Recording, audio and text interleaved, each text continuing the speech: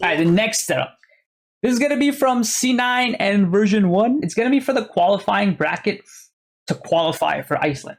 So Iceland is on the line in this game. It's a big game. Iceland's on the line. This is going to be player 1. He's really good on split. Really, really good on split. So this is going to be a setup on B site. Check this whole thing out. It's kind of long, but it's really good. You're going to see the setup and you're going to see the results. If I think version 1 loses, that's 3 rounds in a row that they lose. They're still going to have to be on a half buy. If C9 Blue loses, it's 1,900 credits. It's still going to be like some sort of a mixed buy still. It's a resurrection for Effies that could turn the tide here in this round. Definitely, and Relix is playing that lurk. So as we talk about no sentinels, again, that's C9. That's going to use Omen as that type of lurk play. And now that he's teleporting towards the back of the site, that's going to spot player 1.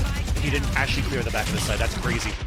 He stuck the ultimate, and player 1 got the kill, and 2 more to follow. It's all up to Zeta, who's done it in the past, but here's what's happening here, right? This is actually a coordinated push from C9, and it's actually really, really difficult for Cypher. It's not supposed to be easy for him. This is something that he's supposed to lose. Essentially what's happening is they have this Omen and Sky. They're going to lurk A. Meanwhile, the other 3 are going to show aggression mid, and then they're going to back off. They're trying to make it look like an A and mid push. Okay? So this Omen is going to come up here. He's going to come up. He's going to wait it out. He's going to wait it out. He's smoking to show pressure, and he's going to paranoia. He was waiting for his team, including Sky, this whole time. He was waiting for Sky to rotate from T side to B main, and he was waiting for his team to rotate from market to B main. He was just waiting. That's all he was doing. That's all he's doing here. Okay? Waiting for them to rotate. It's a resurrection for Effies that could. Boom. Like, okay, we're here. All right, let me smoke A. Let me smoke A to cause pressure here in this round. He's gonna smoke A. Definitely, and Relix is smoking heaven.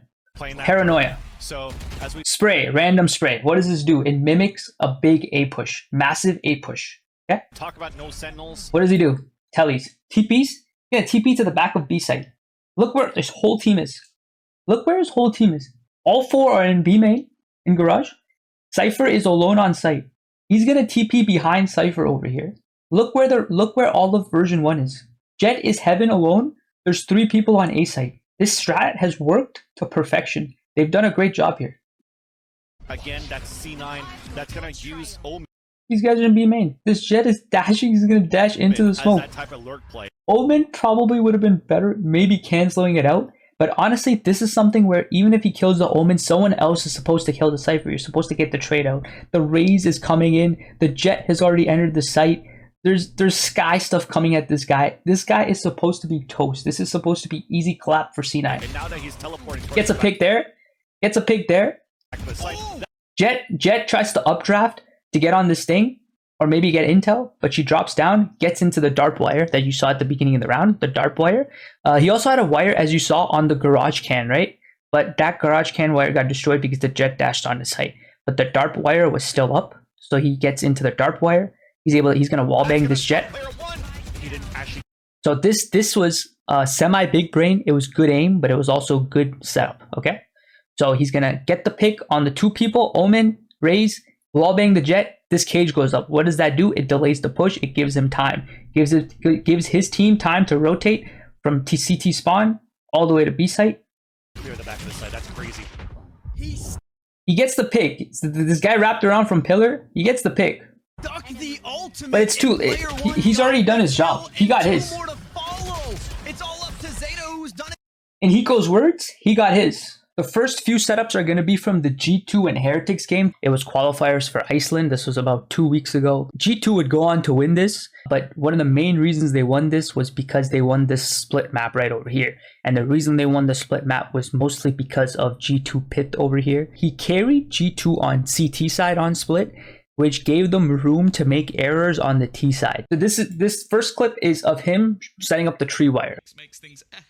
Right here, he pre-lines it up and he puts the wire down. He places the wire down. Now this is just later in the round right over here. I'm just gonna watch this and we're gonna break it down later. Oh, I think they've got the wrong read, though. I think the bigger problem is not so much the cam, it's more the fact that the rest of the players are quite far away. They have gone for a very quick rotation, and somehow Pip is still alive. They've not cleared the site. You have to expect someone to be here, and now Ozzy through the smoke has found another. There was one man defending this site for the majority of that round, and G2, well, they lose 2 players who were not the one man. All right. Okay, so lots to break down there. He puts the cam down right here. It gets destroyed, so he knows there's people on long. So right over here, he activates the cage in garage. This is going to stall the push. This is going to keep them in garage for at least 6 to 7 seconds, which he does right over here. And remember, the astral wall is up for the enemy team. So G2 has no idea what's going on at this point. Hit is alone on this site. He barely has an idea of what's going on. So he pretty much has to solo hold this site for them to win this round. Otherwise, they don't really win. He does this right over here. He activates that cage. He waits for them right over here. And he senses that, okay, the garage cage is down now.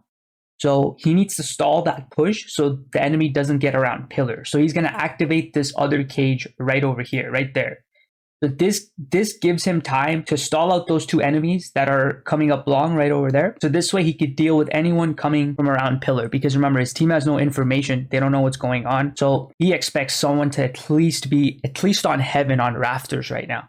So that's why he activates that cage. That buys him time to turn around and look at rafters or look at, around pillar. And as you know, Raze is coming in. Raze doesn't check that corner, but G2 Pith is aware that there can be a flanker this way because the astral wall's up. So he gets that kill. And then right over there, he's going to check rafters. As you saw, he's checked rafters because there's people probably there. But as he's checking rafters, someone gets caught in the tree wire that I showed you him setting up earlier on. So he's able to get that guy through smoke. Gets that pick, tries to swing this guy out of cage. Doesn't really matter. He got his, and his team's able to clean up. So single-handedly, he holds that site. This is one of the hardest situations you're going to be in as a Cypher main when you've lost heaven control and you've lost long control and you're getting pinched, right? So he did a really good job of working through that. Tree wire, you come here before the round starts. You're looking at this branch. See this branch? You're looking at a stick. This stick you're looking at right here. Look at that stick. I will find you. That's the stick you want. What I do is I pre-aim it at this stick before the round starts, and then when the wall goes down, boom, it's there. I do that, and then boom. You saw that's what Pith did. Okay, that's it. That's all it is. So that's that. If you combo it with this, you're good to go, bro. This is the way to go right here.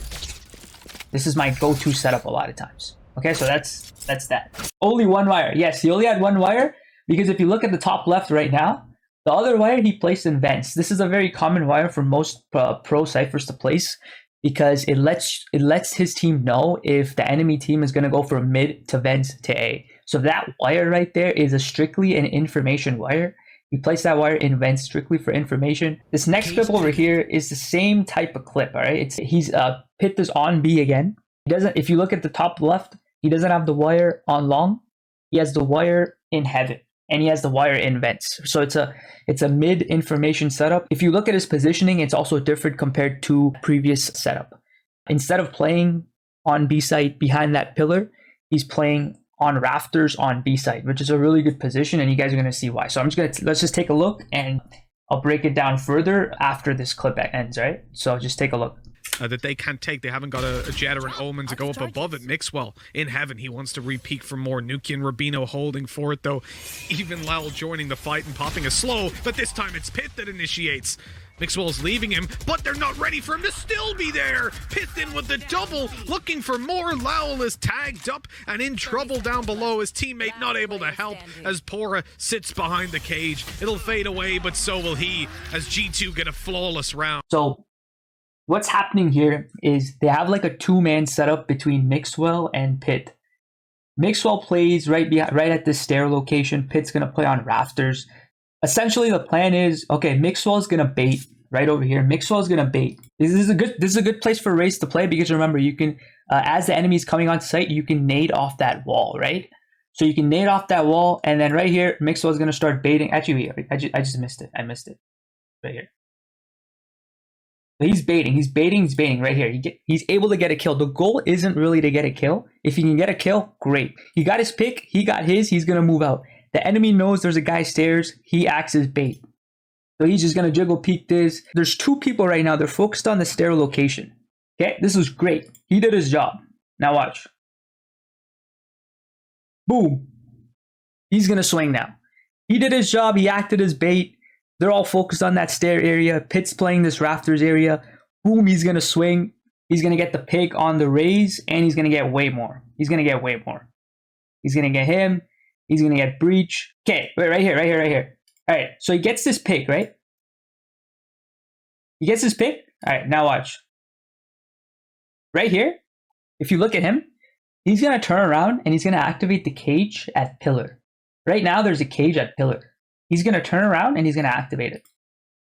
Boom, he just activated it right now. So what that does is that it's going to stall the Cypher that is pushing up long. That Cypher is going to be stuck there because there's going to be a cage activated in his way. He's not going to want to push the cage. So he's just going to stay right behind this wooden thing. So right now, it's a 5v2, but it's essentially a 5v1 with this Sage because that Cypher is useless. He can't do anything. So he activates the cage. They're going to focus on this Sage. They're going to get her. As you can see right here, look. This guy's stuck behind the cage. He can't do anything. He's useless. Right here, Sage dies. As you can see, Sage dies. Now they know this guy's probably over here. Cage goes down, and he's dead. He's dead. In that last VOD that I showed you, what did Pith do? He used the cage in garage, and he used the cage at pillar to stall those pushes, and he was able to kill the enemies coming at him one by one. Here, what did he do? Here, instead of playing behind pillar, he plays in heaven, and he's playing a crossfire with Mixwell. Mixwell baits the enemy team. He swings, gets 2 picks. Meanwhile, he puts a cage over here, stalls the Cypher while they focus on the Sage. Cage goes down. Boom, they're able to get the Cypher. Easy clap.